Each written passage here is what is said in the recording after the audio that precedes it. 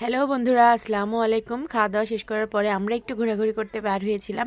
তো ওয়ালিদ তো ধান ক্ষেতের মধ্যেই দৌড় দিচ্ছিল, অনেক মজা করছিল। এদিকে দেখতে পেলাম একটা ইটের ভাটা ছিল। তো আমরা হাঁটতে হাঁটতে ইটের ভাটার দিকে এগিয়ে গেলাম। তো এর আগেও কিন্তু আমি দেখছি ইটের ভাটা। এখানে কাঁচা ইট বানানো হয়, তারপর এগুলোকে পোড়ানো হবে। মাটি থেকে আসলে ইটগুলাকে তৈরি করা হয়, তারপর ইটগুলাকে পোড়ানো হয়, পোড়ানোর পরেই কিন্তু ইটটা তৈরি হয়।